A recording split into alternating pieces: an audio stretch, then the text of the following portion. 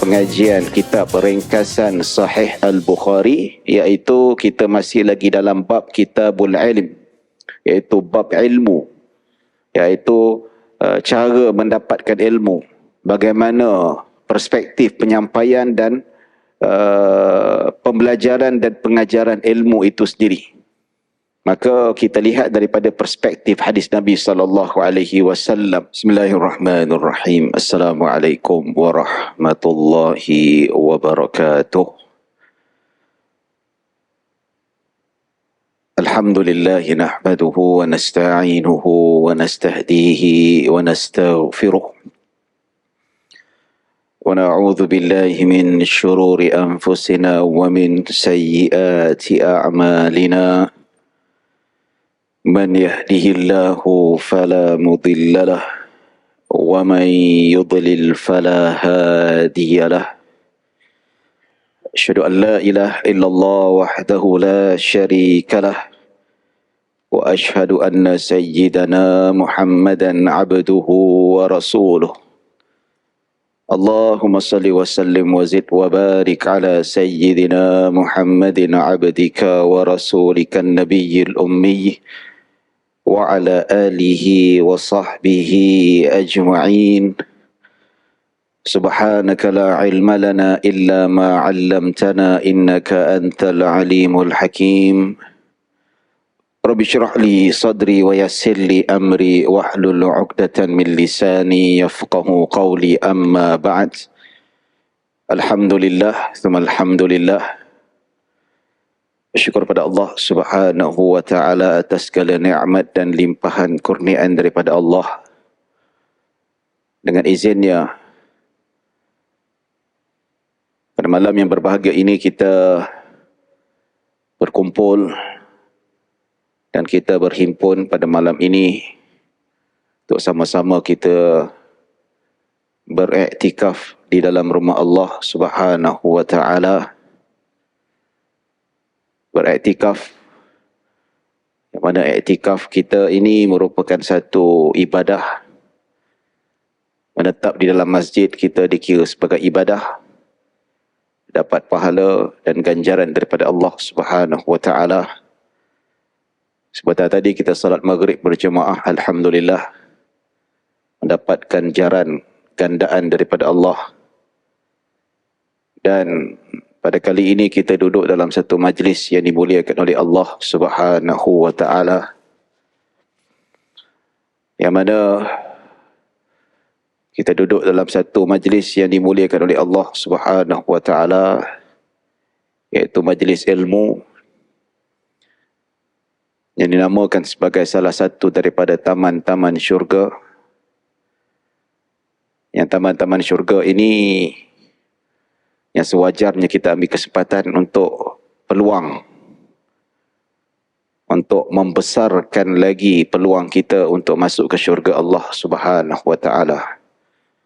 Sebab itu majlis ilmu ini dinamakan sebagai taman syurga, yang mana siapa yang hadir taman syurga ini mudah dimasuk syurga.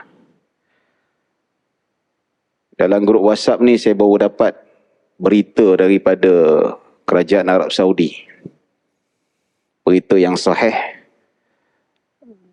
Dia kata sekarang ni giliran nak masuk ke Raudah. Raudah di dalam Masjid Nabawi itu, saya baca tu, dia kata boleh setahun sekali sahaja. Dia ada aplikasi kita nak daftar. Itu secara legal lah. Kalau secara illegal masuk secara sorok-sorok tu, wallahualam kita. Ya, tapi tak tahulah bila dia akan kuat kuasa, mungkin awal tahun 2024. Jadi kalau yang dah pergi pada bulan Januari, lepas tu dia dah masuk Raudah, kemudian dia pergi lagi bulan Ramadan. Kalau ikut berita yang sampai tu, itulah setahun sekali. Wallahualam itu ketentuan yang telah ditetapkan oleh pemerintah. Kita tak ada kuasa. Mungkin sebab terlalu padat ataupun jumlah orang yang melaksanakan umrah dan haji ni makin bertambah. makin tambah ya, makin kita kata ya rezeki. Boleh dikatakan kalau kita tengok dekat orang keliling kita tu, kat taman kita tu, tiap-tiap bulan, tiap-tiap minggu ada je pergi umrah. Kawan-kawan kita dengar ada je. Tengok dekat grup, tengok dekat Facebook, wah dekat umrah dah. Sekarang ni mudah. Dan Allah bagi rezeki mudah. Ramailah rakyat Malaysia untuk pergi umrah. Jadi adalah yang kata payahlah macam ni. Dia kata kalau boleh, kalau yang jenis pergi berulang kali, setahun 3-4 kali tuan-tuan, kalau boleh setiap kali pergi umrah naklah masuk Raudah. Itu betul lah. Rugilah kalau pergi Masjid Nabawi, lepas tu tak ambil peluang, berebut-rebut, kita tak ambil peluang nak beratur masuk ke dalam Raudah Nabi tu. Itu peluang yang kita sia-siakanlah sebenarnya. Peluang tu ada. Ada orang sanggup tunggu 3-4 jam. Itu satu penantian yang berbaloi lah. Sebab Nabi kata, ma baina baiti wa mimbari rawdatun min riyadil jannah. Di antara rumahku dan mimbarku adalah taman daripada taman-taman syurga. Masuk dalam Raudah Nabi, kita beribadah di dalam Raudah Nabi, insya-Allah kita boleh masuk syurga. Maksudnya ulama mentafsirkan hadis ini, dia kata kita disunatkan banyak beribadah, banyak berdoa, banyak berzikir di dalam Raudah Nabi. InsyaAllah lagi mudah untuk kita masuk ke syurga Allah Subhanahu Wa Taala. Itu kelebihan dia. Dan itu yang kita nak tuan-tuan. Orang yang pergi Raudah nak itulah, nak masuk syurga. Ya. Tapi setahun sekali kita jangan kecewa. Dekat Malaysia ni banyak Raudah tuan-tuan. Yang kita berada sekarang ni namanya Raudah. Nabi kata, "Idza maradtum bi riyadil jannati farta'u." Apabila kalian melintasi taman-taman syurga ataupun salah satu dari taman syurga, singgah dan ambil manfaat. Wa qila ma riyadul jannati ya Rasulullah. Apakah yang dimaksudkan dengan taman-taman syurga? Maka Nabi SAW sebut khilaqul zikri, iaitu majlis-majlis ataupun halaqah ilmu. Jadi tuan-tuan dan puan-puan dirahmati Allah, itu kelebihan yang mana ada orang duk kejar Raudah dekat Masjid Nabawi. Itu bagus. Pergi sana tu, sanggup. Ada yang sampai 4-5 hari dekat Madinah, dapat 2 kali, 3 kali. Bagus lah. Kita tak nafikan itu bagus. Tapi alangkah bagus je kalau dia kejar Raudah dekat sini tuan-tuan. Masjid ni ada, masjid tu ada, surau ni ada, surau tu ada. Jadi sebenarnya itu kalau ikut nas, yang Raudah Nabi tu hadis yang sahih. Dan Raudah yang ni tuan-tuan pun namanya hadis yang sahih juga. Man salaka tariqan yaltamisu fihi ilman, sahhalallahu lahu bihi tariqan ilal jannah. Sesiapa yang berentasi jalan untuk menuntut ilmu, maka Allah permudahkan jalannya ke syurga. Itulah namanya Raudah ataupun taman syurga. Tuan-tuan dan puan-puan dirahmati Allah Subhanahu Wa Taala. InsyaAllah pada malam ini kita sambung pengajian kitab ringkasan Sahih Al-Bukhari, iaitu kita masih lagi dalam bab Kitabul Ilm, iaitu bab ilmu, iaitu cara mendapatkan ilmu, bagaimana perspektif penyampaian dan pembelajaran dan pengajaran ilmu itu sendiri. Maka kita lihat daripada perspektif hadis Nabi SAW. Ya, jadi tuan-tuan dan puan-puan dirahmati Allah Subhanahu Wa Taala, yang mana ada cara lain ataupun berbagai cara ilmu yang disyariatkan dalam Islam berdasarkan hadis Nabi SAW. Antaranya hadis yang kita baca pada hari ini. Bismillahirrahmanirrahim. Qala al-musannifu rahimahullahu ta'ala wa nafa'ana bi wa bi ulumi fid darain. An Ibni Abbas radhiyallahu anhuma anna Rasulullah sallallahu alaihi wasallam ba'atha bi kitabihi rajulan wa amarahu an yadfa'ahu ila 'azimil bahrain, fadafa'ahu 'azimul bahrain ila Kisra, falamma qara'ahu mazzaqahu fahasibtu أن ابن المسيب قال فدعا عليهم رسول الله صلى الله عليه وسلم أن ayyumazziqa kulla mumazzaqin. Baik. Anas bin Ibn Abbas radhiyallahu anhuma meriwayatkan bahawa Rasulullah sallallahu alaihi wasallam mengutus surat dengan seorang lelaki dan baginda memerintahkan supaya surat itu disampaikan kepada pembesar Bahrain. Nabi tulis surat ataupun Nabi perintahkan seseorang untuk tulis surat. Yang pandai menulis diperintahkan Nabi perintahkan seorang lelaki untuk menyampaikan satu surat kepada Azimul Bahrain, iaitu pembesar ataupun Raja Bahrain. Bahrain ni dia bukan Bahrain yang sekarang ni. Bahrain yang sekarang ni kecil negara dia. Bahrain ni satu teritori yang terletak di timur Arab Saudi.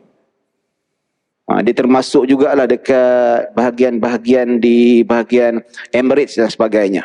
Bahrain, Emirates masuk Qatar sikit. Itu yang disebut sebagai Bahrain.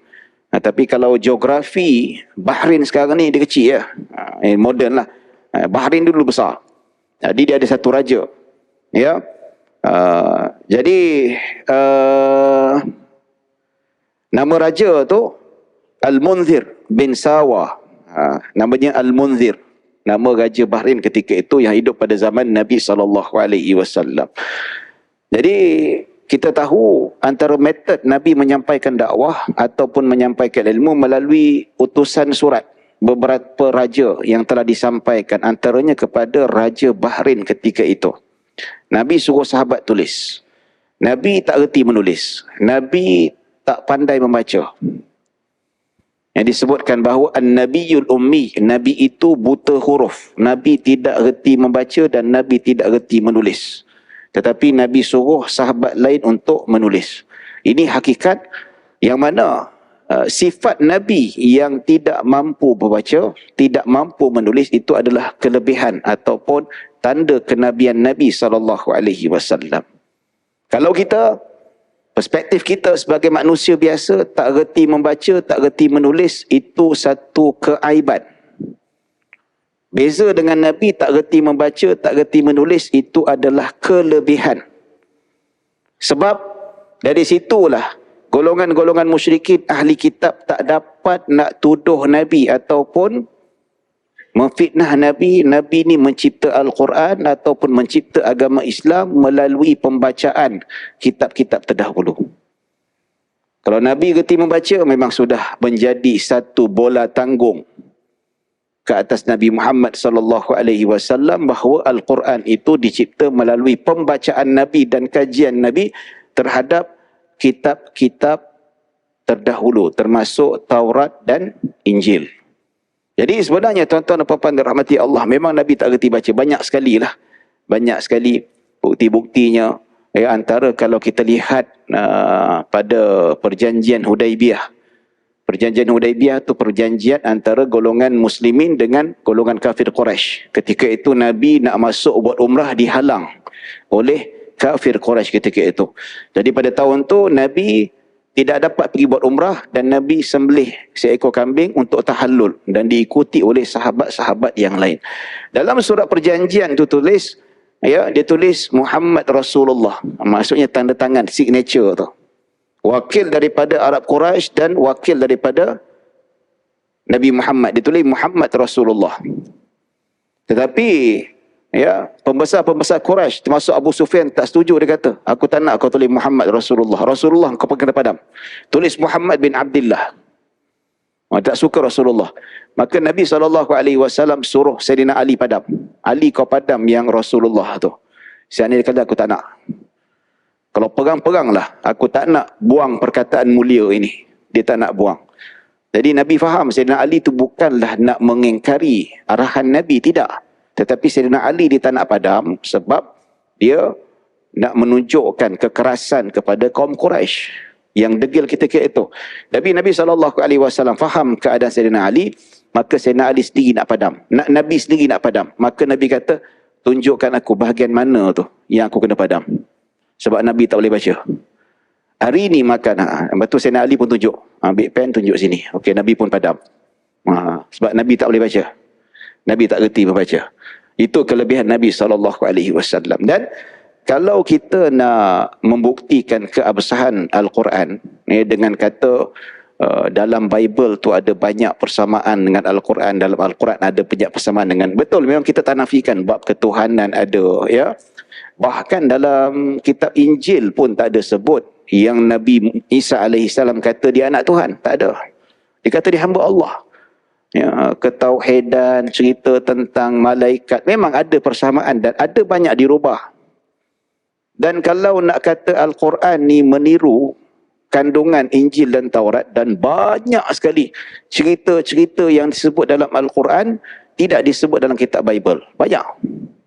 Jadi banyaklah, bukan tuduhan sembrono. Pertama, nak kata Nabi tiru Injil dan Taurat, Nabi tak reti membaca. Mana mungkin? Ya, kalau Nabi kata dengar daripada pendeta-pendeta ni, mana pernah duduk Nabi sekali dengan orang Yahudi Nasrani, duduk dalam majlis ilmu, duduk dalam gereja, tak pernah. Ya. Jadi begitulah, yang mana Nabi SAW tak reti membaca, tak reti menulis. Pengalaman saya lah, pernah ketika mana saya belajar dekat Mesir dulu, tuan-tuan. Saya tu baru sampai tahun 1, tahun 2 lah, masih mentah lagi. Umur pun baru 19 tahun ketika itu. Jadi ada kawan seorang ni, dia ikut satu jemaah lah, jemaah tarikat. Kat Mesir ni tarikat banyak, beribu tarikat. Ya, ada tarikat yang betul, tarikat yang sahih ahli sunnah wal jamaah, ada tarikat yang sesat barat pun banyak. Sebab kat sana tu ada kesatuan. Dia nak memayungi tarikat-tarikat yang ada dekat Mesir ni.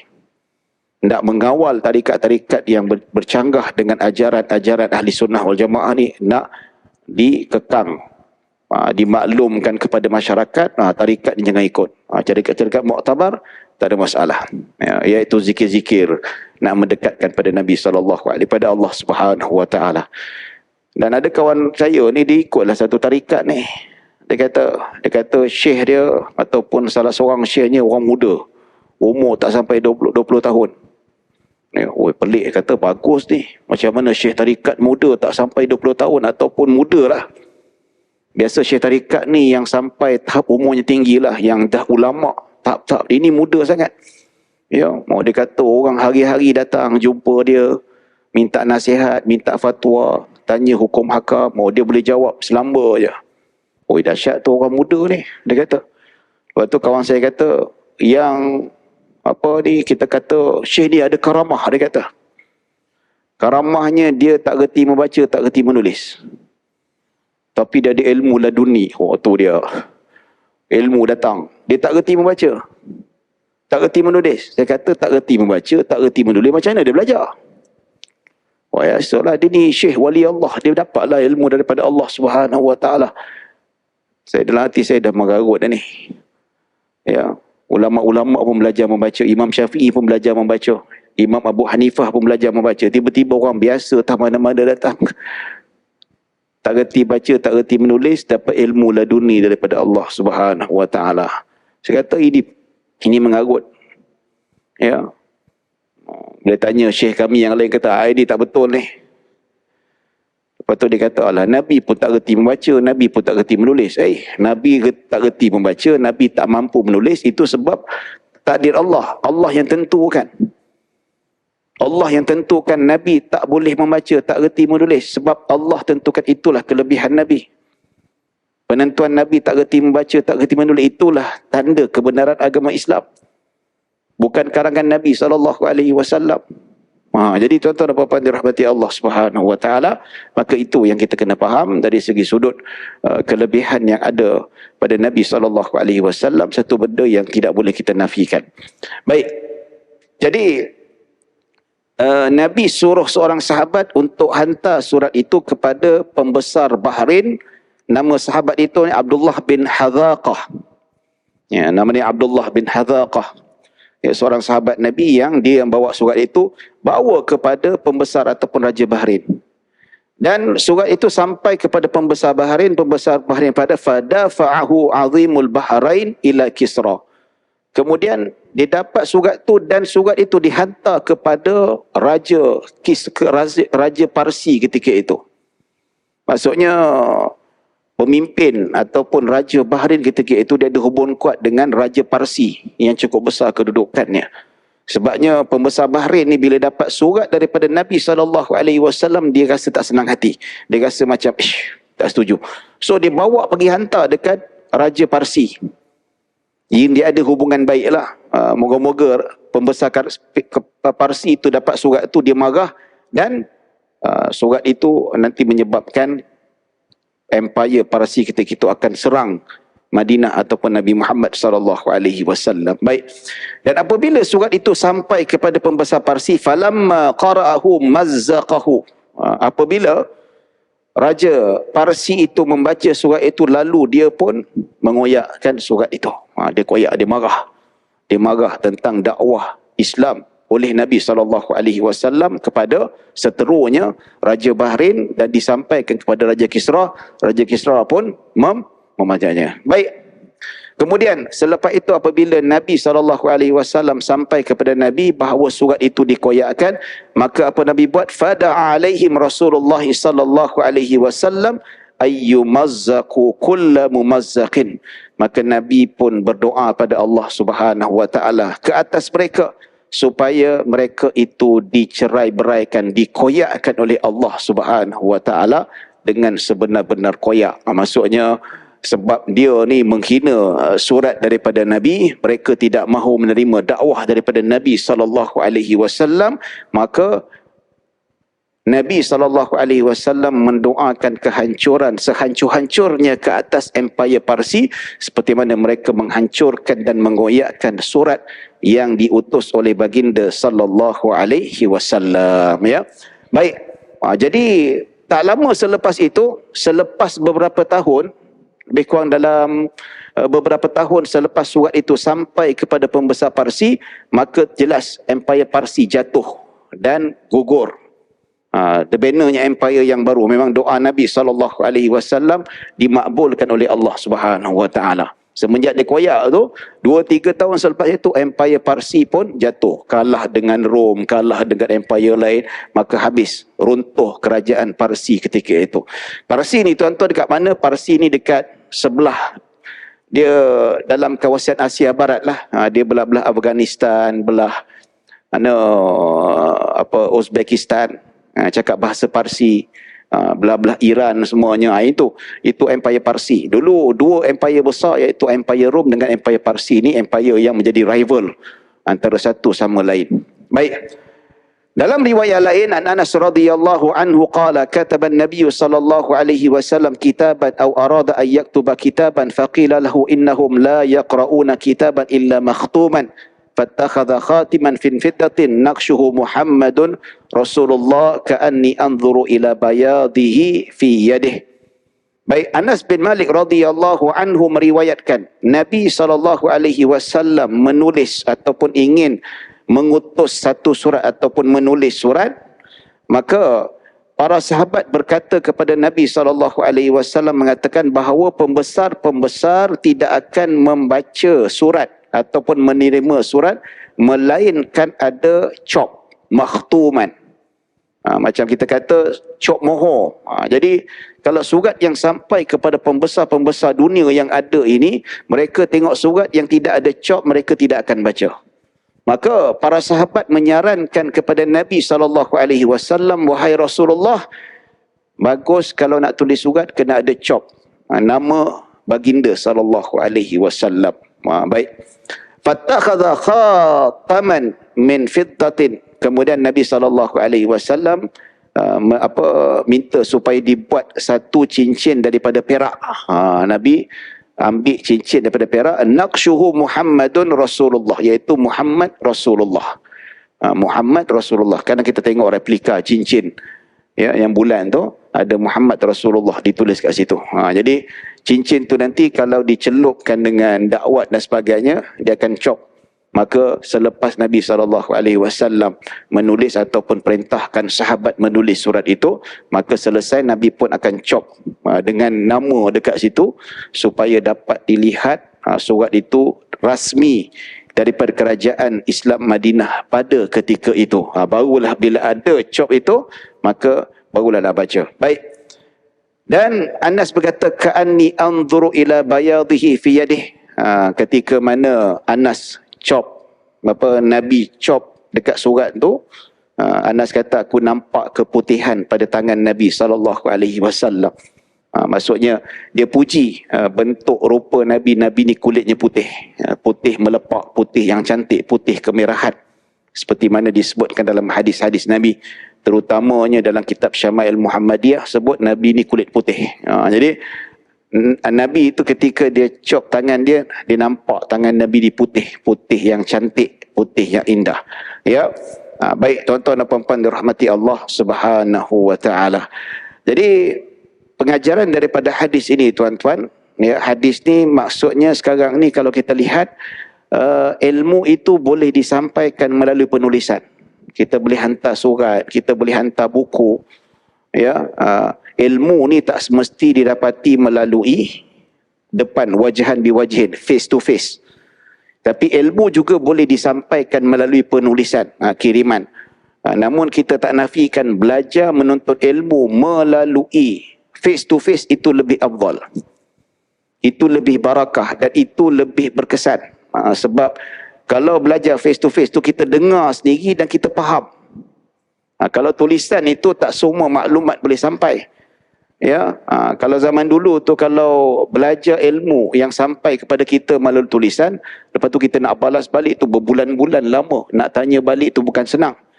Ya, macam dululah tok guru dulu kan. Kalau dia mengajar dekat pondok tu ada satu kemusykilan yang susah untuk diselesaikan. Cari kitab tak jumpa-jumpa. Jadi tok guru ni dia hantar surat dekat tok guru dia dekat Mekah. Nak hantar kat Mekah tu berminggu-minggu baru sampai, berbulan baru sampai. Nak tunggu dia balas tu pun berbulan-bulan juga. Tapi itu pensyariatan yang menunjukkan bahawa itu juga dikira sebagai menuntut ilmu. Macam contoh kalau kita belajar secara tulisan, tulis balas, itu pun kita anggap dia sebagai guru kita. Macam contoh kan kita belajar secara tulisan, secara surat dan sebagainya. Dan itu juga adalah pengiktirafan bahawa kita adalah murid kepada guru kita dan guru adalah guru kita. Dia mengajar kita ilmu dan sebagainya. Dan pada kali ini tuan-tuan, kita lihat zaman ini, cara ini banyak sekali lah diaplikasi. Macam contoh bagaimana kita boleh baca penulisan-penulisan ulama'-ulama' melalui sama ada cetakan ataupun media sosial elektronik kita nampak. Apatah lagi pada zaman sekarang ni, media sosial kita boleh baca tulisan, ya, ulama'-ulama' dekat Facebook dia. Macam dululah, macam zaman saya Facebook tak ada. Kalau kita nak dengar ceramah-ceramah ulama'-ulama' yang hebat, contohnya Syekh Syarawi, kita kena tengok TV ataupun kita beli kaset-kaset dia. Ya. Tapi sekarang ni ulama'-ulama' terkenal pun ada menulis dekat Facebook, dia buat perkongsian, dia ada buat ceramah dia. Ini satu perkembangan teknologi yang cukup hebat. Maka peluang yang kita ada ni kita boleh gunakan sebaik mungkin. Ini juga peluang untuk kita mendapat amal jariah. Kita mungkin tak ada ilmu yang tinggi, kita bukan ulama', tapi kita boleh sampaikan ilmu-ilmu ulama' itu dekat media sosial. Kita boleh share, orang lain boleh baca. Macam ada orang ni, dia suka share dekat dalam grup-grup WhatsApp ni ceramah-ceramah ustaz-ustaz ni. Ceramah ustaz tu, ustaz ni, syekh tu, syekh ni, Ustaz Kazim Ilyas, Azhar Idrus dan ramai-ramai lagi lah.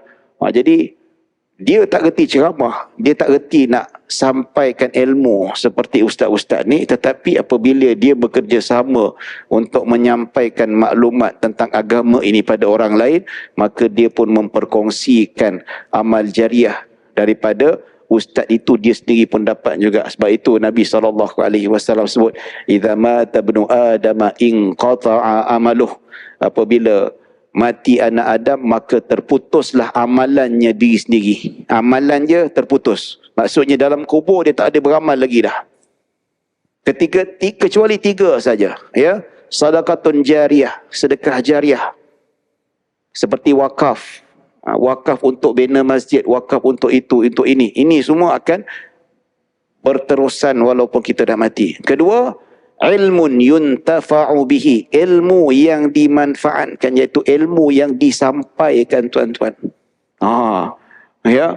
Jadi kita dah dapat amal jariah.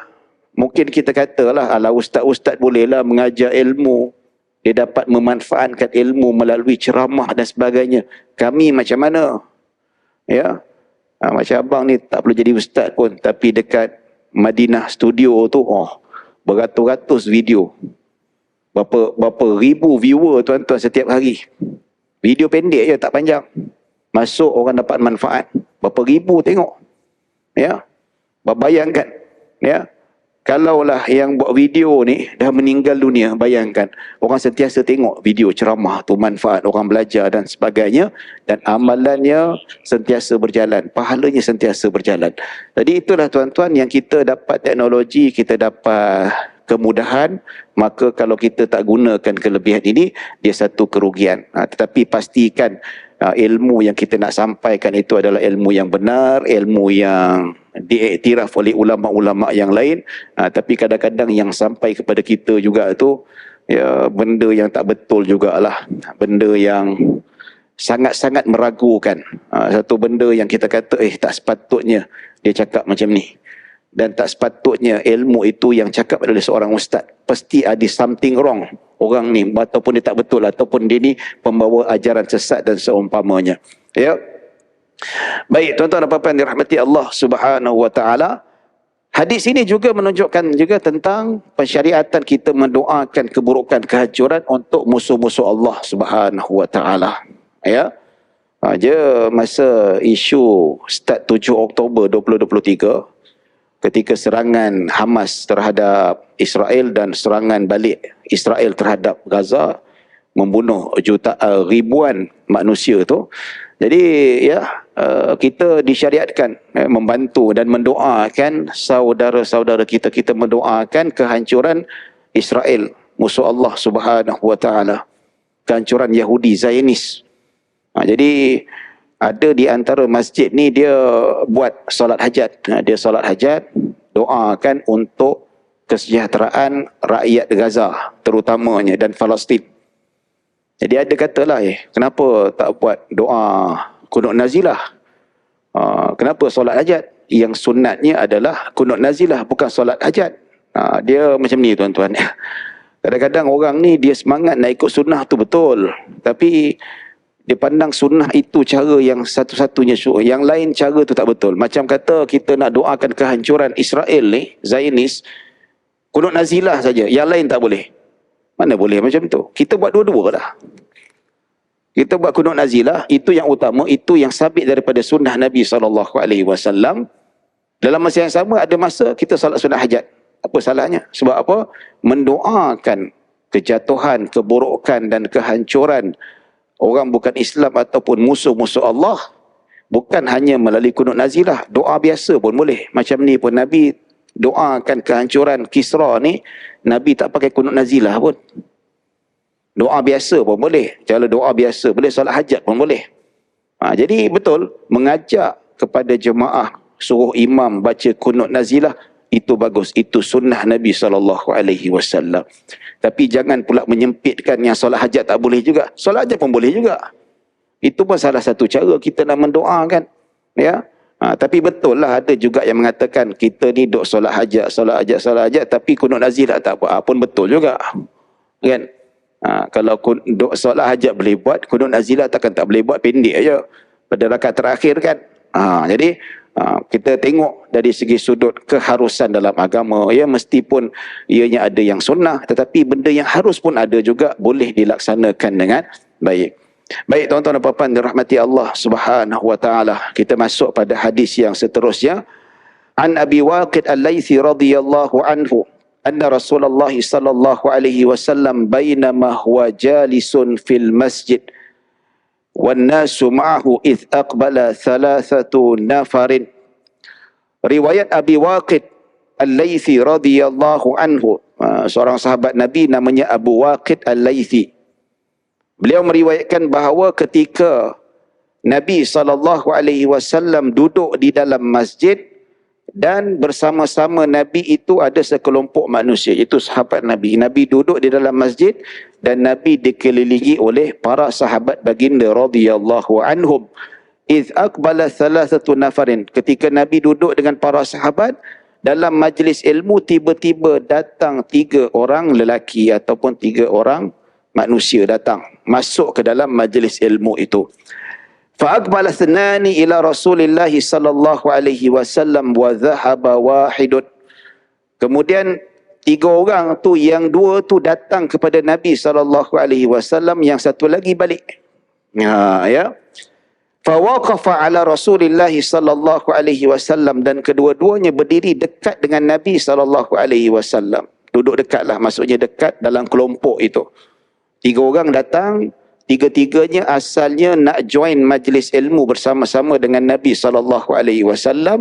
Yang kekal 2 orang, yang satu tu balik. Yang 2 tu berdiri, cari tempat duduk. Ya. Fa amma ahaduhuma fara'a furjatan fil halqati fajalasa fiha. Ya. Manakala salah seorang di antara 2 orang itu, dia ternampak satu tempat kosong. Tempat yang kosong tidak diduduki oleh sesiapa di dalam halaqah itu, maka diduduk di tempat itu, di bahagian depan. Dia tak nak duduk di bahagian belakang. Dia nampak kawasan depan tu, diduduk. Baik. Fa ammal akharu fajalasa khalfahum. Manakala yang satu lagi itu, dia tengok, dia tak ada cari tempat-tempat yang kosong, dia pun duduk bahagian belakang. Belakang sekali. Okey. Baik. Fa amma tsalitsu, manakala yang ketiga, fa'adbara zahiban. Yang ketiga tu tak duduk, dia terus balik. Baik, kita bagi laluan azan dahulu insya-Allah sebelum kita sambung. Azan dah. Ke belum lagi? Berapa minit? Bunyi apa tadi? Amaran pertama, okey. Baik. Yang ketiga tu, dia tak duduk, dia balik. Dia nampak majlis ilmu, tengok tak jadi, dia patah balik. Baik. Falamma faragha Rasulullah sallallahu alaihi wasallam, selepas Nabi habis, Nabi sampaikan ilmu, Nabi pun berkata, kata, ala ukhbirukum anin nafaris thalathati. Dia kata, mahukah kamu ataupun kalian aku menceritakan kedudukan 3 lelaki ini ataupun 3 orang itu tadi. Yang maksudnya datang tadilah, kata, amma ahaduhum fa'awa ila Allahi fa'awahu Allah. Ya, maka yang salah seorang tu, maka dia datang mendekatkan diri pada Allah Subhanahu wa taala, maka Allah dekatkan dirinya, Allah mendekatkan zatnya kepada, Allah mendekatkan dirinya kepada dia. Maksudnya orang yang pertama tadi tu, dia duduk di barisan depan, maka bermaksud dia mendekatkan diri pada Allah Subhanahu wa taala, maka Allah pun dekatkan kepadanya. Allah pun datang dekat padanya. Jadi bila kita kata datang dekat pada Allah dan Allah mendekat padanya, kita tidak boleh membawa satu makna konotasi makhluk. Ya, kita kata Allah bersama-sama kita. Allah bukan duduk sebelah kita. Tak boleh, haram. Sebab itu kita menyamakan Allah dengan makhluk. Ya, Ar-Rahman ala arsy istawa. Allah beristiwa di atas arasy. Oh, Allah di atas langit. Tak boleh, haram. Ya. Yang bertempat di makhluk, Allah tidak bertempat. Tetapi yang dikatakan di atas arasy itu menunjukkan ketinggian Allah. Ketinggian, bukan kedudukan. Ketinggian zat Allah, ketinggian kuasa Allah. Itu dimaksudkan. Ya, maksudnya Allah turun setiap malam. Dari Allah turun turun ke bumi. Bukan turun macam kita naik kapal terbang, tak ada. Allah bukan asal atas, tidak. Yang maksud turun tu rahmat Allah Subhanahu wa taala, bukan badan Allah, zat Allah, tidak. Jadi maksudnya orang yang dalam majlis ilmu ni berusaha untuk duduk dekat dengan Nabi SAW, maksudnya mendekatkan diri pada Allah Subhanahu wa taala, maka Allah dekat dengan dia. Maksud dekat ni apa? Dekatnya rahmat Allah. Rahmat Allah dekat. Jadi yang duduk dalam majlis ilmu ni, dia lagi depan, lagi dekatlah pada Allah Subhanahu wa taala. Lagi besar fadilatnya, lagi depan dengan syekh, lagi depan ataupun dekat dengan ulama tu, maka lebih besar pahalanya, kecuali perempuan. Perempuan lain, perempuan dia duduk belakang lelaki. Jangan nanti ada pula nanti fadilat duduk depan-depan ketika majlis ilmu ni, nanti ada pula kakak-kakak duduk depan sini. Lain macam pula nanti, ya. Pelik pula jadinya, ya. Jadi tuan-tuan dan puan-puan rahmati Allah Subhanahu wa taala, itu yang pertama. Wa ammal akharu fastahya minallah fastahya Allahu minhu. Yang kedua pula, dia tak nak duduk depan sebab dia malu. Dia segan.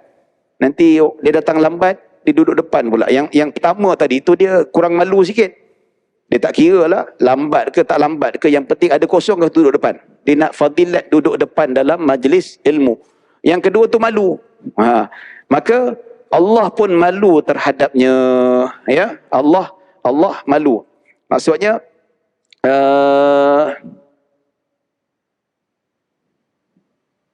azanah.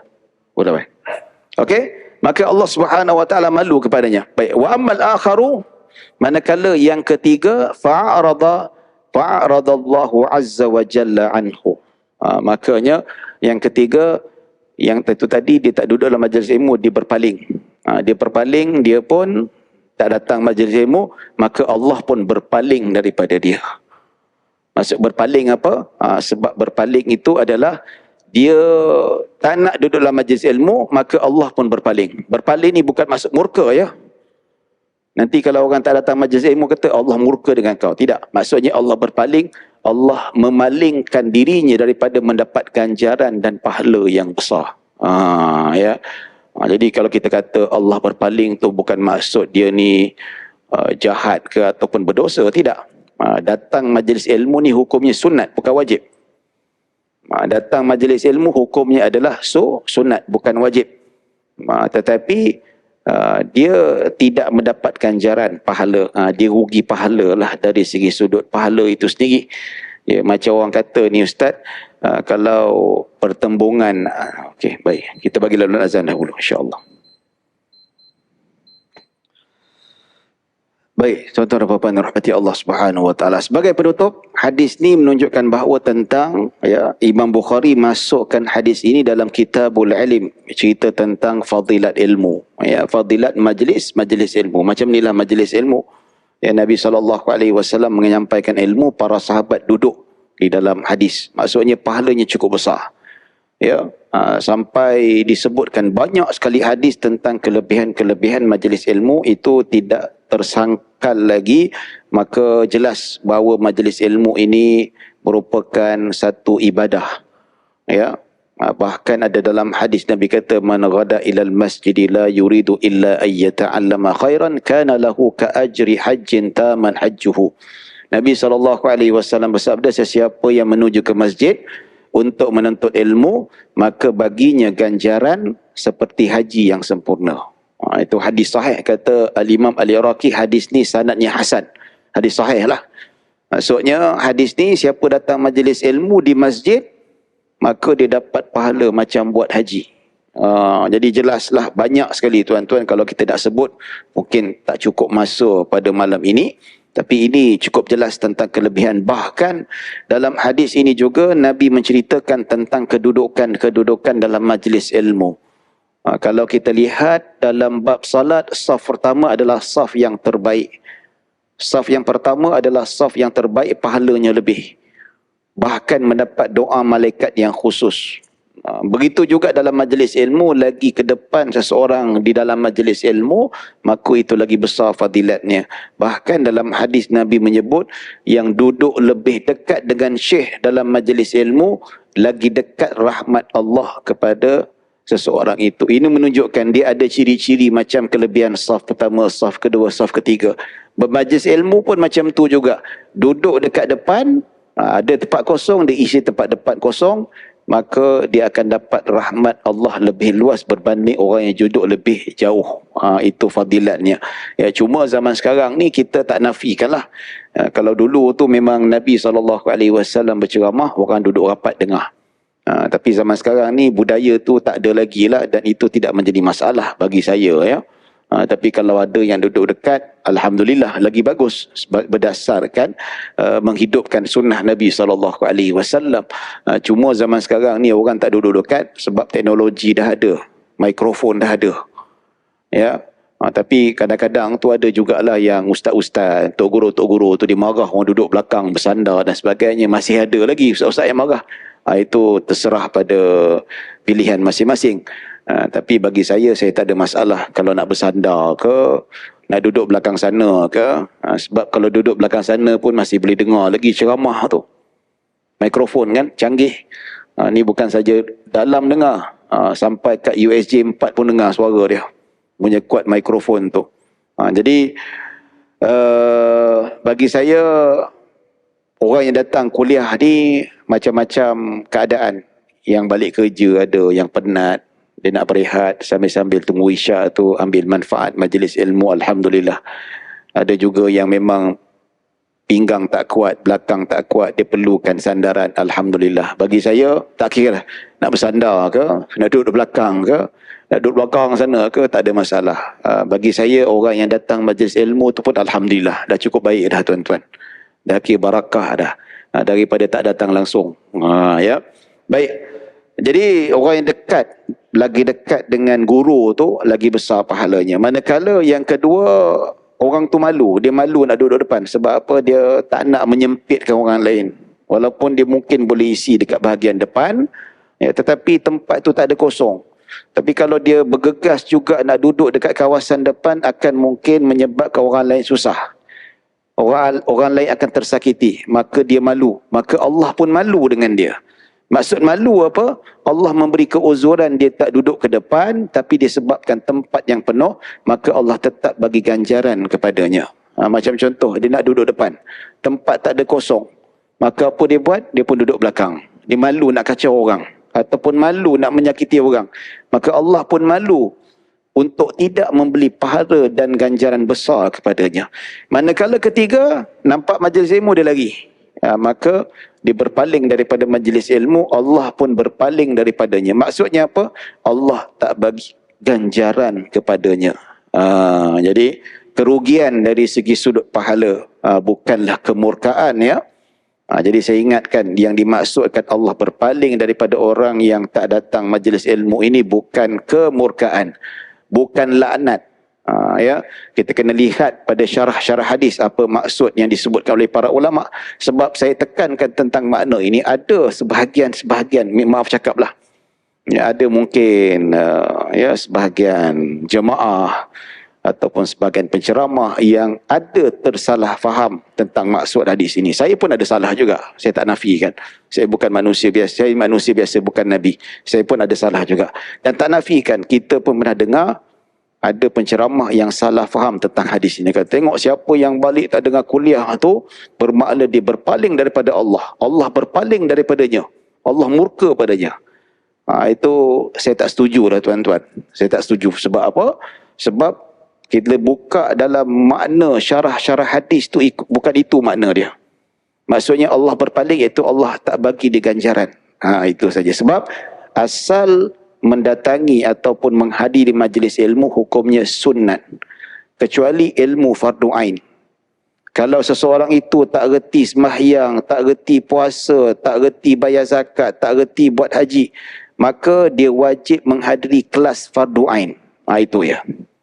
Tapi kalau orang dah reti sembahyang, dah reti berwuduk, dah reti kalau dia nak pergi haji, dia tak tahu hukum hakam haji, dia wajib datang kursus haji. Itu ya. Sebab itu fardu ain. Dia kena datang untuk mendapatkan keabsahan, ya. Tapi kalau dia dah reti sembahyang, dah tahu asas-asas halal dan haram, majlis ilmu seperti ini hukumnya adalah sunat. Kalau wajib tu, itu barulah murka. Tapi kalau majlis ilmu yang bersifat sunat seperti ini, tidaklah sampai kepada kemurkaan Allah. Cuma dia rugi dari sebab ganjaran dan ilmu yang dia boleh dapat ketika itu, ya. Dan ada juga yang kata, dia kata ada sebahagian tak bersetuju. Dia kata kita ni menuntut ilmu, ceramah, ya. Tapi kenapa pula kita nak berhenti ketika azan? Biasa dengar tak tuan-tuan? Ada. Saya biasa dengar. Kalau majlis ilmu kita terus, kan, azan sunat, menuntut ilmu ni wajib. Jadi orang tanya lah, dia kata, Ustaz, kita ni dalam majlis ilmu kuliah maghrib, ya, kenapa kita nak berhenti azan? Terus ya kuliah maghrib. Kita nak kejar masa, kan? Sebab menuntut ilmu tu wajib. Azan tu sunat. Ini pun bagi saya salah faham yang perlu diperbetulkan. Kalau kuliah maghrib yang kita duduk pada hari ini adalah hukumnya sunat. Dia bukan wajib. Yang disebutkan tadi oleh para ulama, ilmu yang wajib dituntuti, yang wajib dibelajari adalah ilmu fardu ain sahaja. Kalau nak belajar mendalami ilmu hadis, Sahih Bukhari, nak belajar tafsir secara mendalam, itu fardu kifayah. Itu fardu kifayah, sunat untuk kita belajar. Tapi yang fardu ain wajib setiap individu yang sudah mukallaf, yang akil balik, wajib untuk mempelajari. Dengan apa cara sekalipun. Kalau dengan cara hadir majlis ilmu, dia wajib datang untuk majlis ilmu. Tapi kita jelas kuliah maghrib, kuliah subuh, kuliah duha yang biasa kita tengok itu adalah kuliah fardu kifayah yang sunat untuk kita datang. Maka sunat dengan sunat kita buat dua-dua sekali lah. Bila azan berhentilah. Yang satu lagi, azan ni untuk melaungkan syiar, nak ajak orang supaya mendirikan syiar Allah Subhanahu Wa Taala. Jadi tak ada isu lah, berhenti kejap, sambung 5 minit, habis cerita. Jadi tak perlu nak jadikan isu. Jadi inilah beberapa salah faham yang perlu kita lihat. Jangan sampai kita tersalah sampai maklumat dan salah persepsi sehingga orang lain pun faham agama pun cara yang tidak tepat. Maka kalau kita nak faham hukum, merujuk pada ulama'. Macam tadi kita nak faham hadis, bukan maksud kemurkaan. Macam mana kita tahu? Kita rujuk pada para ulama yang faham tentang maksud hadis Nabi SAW. Baik, setakat itu saja tuan-tuan dan puan-puan dirahmati Allah yang dapat saya sampaikan. Mudah-mudahan kita mendapat rahmah dan maghfirah. Mohon maaf kalau ada salah silap, kalau ada kekurangan. Yang baik hanya daripada Allah Subhanahu Wa Taala. Kekurangan kesilapan daripada diri saya sendiri. Aqulu qawli hadza wa astaghfirullahal azim li wa lakum wa lisairil muslimin wal muslimat wal mu'minin wal mu'minat. Bismillahirrahmanirrahim. Allahumma ja'al jam'ana hadza jam'an marhuma wa tafarruqana min ba'di tafarruqan ma'suma. Allahumma la tada' fi maqamina hadza dhanban illa ghafarta wal hamman illa farajtah wa la maridan illa shafaitah wa la hajatan min hawaijid dunya wal akhirati illa qadaitha ya rabbal alamin. Wa sallallahu ala Sayyidina Muhammadin wa ala alihi wa sahbihi wasallam. Alhamdulillahirabbil alamin. Assalamualaikum warahmatullahi wabarakatuh.